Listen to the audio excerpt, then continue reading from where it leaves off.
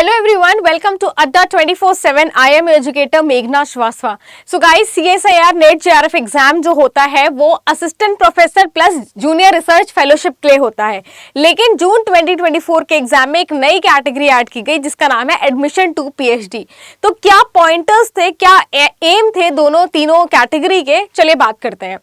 तो ये जो तीन कैटेगरी थी इसके बारे में बताया गया जून 2024 एग्जाम में. कुछ इस तरीके से एक टेबल बना करके उन्होंने पूरा एक्सप्लेन किया.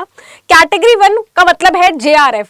वो एस्पिरेंट्स जो JRF क्वालिफाई करते हैं उन्हें जूनियर रिसर्च फेलोशिप प्रोवाइड किया जाएगा. वो असिस्टेंट प्रोफेसर के लिए भी एलिजिबल हो जाते हैं एंड एडमिशन भी ले सकते हैं PhD में.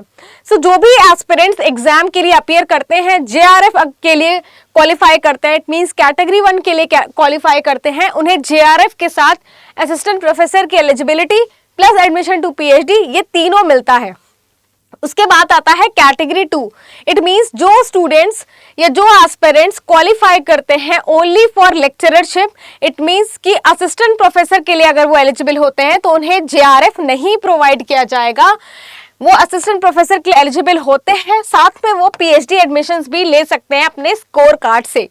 तीसरी कैटेगरी, एक नई कैटेगरी ऐड की गई जिसमें उन स्टूडेंट्स को क्वालिफाई करवाया जाएगा जो सिर्फ PhD में एडमिशन ले सकते हैं. मींस जो तीसरा कट ऑफ रिलीज किया जाएगा या जो तीसरा मार्क्स आया वो उन स्टूडेंट्स के लिए आया जो डायरेक्टली अपने स्कोर कार्ड से PhD में एडमिशन ले सकते हैं.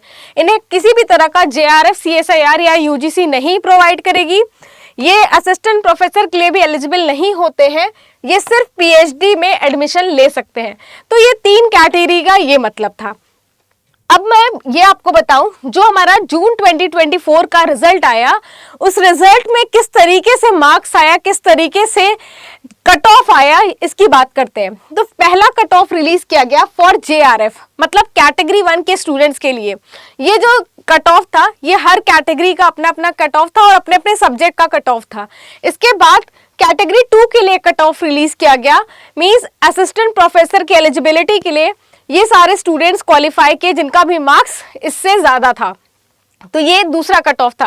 एंड तीसरी जो कैटेगरी थी एडमिशन टू PhD, उनमें उन स्टूडेंट्स के लिए कोई अलग से कट ऑफ नहीं रिलीज किया गया.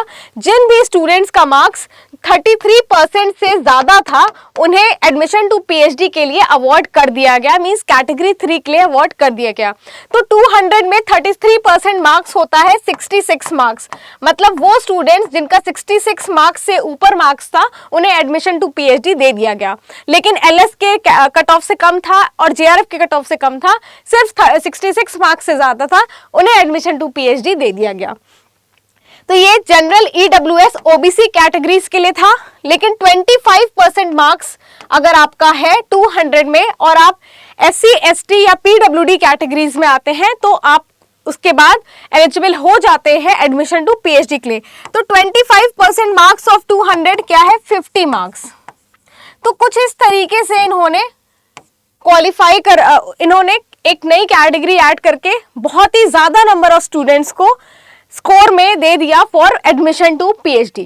तो ये एक नई बात थी, एक नई कैटेगरी थी. एम यही था कि ज्यादा से ज्यादा स्टूडेंट्स रिसर्च में जा सके विदाउट किसी प्रॉब्लम के, विदाउट किसी स्ट्रगल के, सिंपली अपने स्कोर कार्ड से वो इंटरव्यू के लिए अपीयर कर सकते हैं. लेकिन इन्होंने कुछ बातें एकदम साफ साफ और रख दी. वो बातें क्या थी कि भाई जो आपका स्कोर कार्ड है एडमिशन लेने के लिए PhD के लिए, वो कैटेगरी 2 और कैटेगरी 3 के लिए वो सिर्फ 1 साल तक वैलिड रहेगा.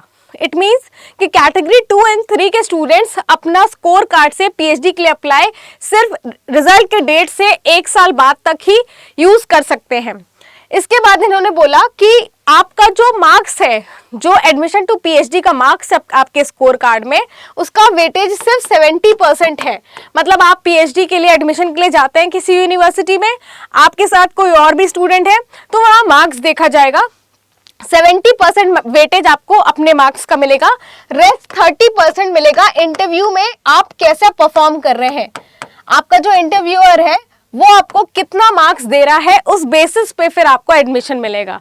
तो कुछ इन्होंने एकदम साफ साफ क्राइटेरिया यहाँ पर दे दिया कि भाई 70% मार्क्स ही सिर्फ आपका वेटेज रहेगा, 70% मार्क्स का, रेस्ट 30% इंटरव्यू पे डिपेंड करता है.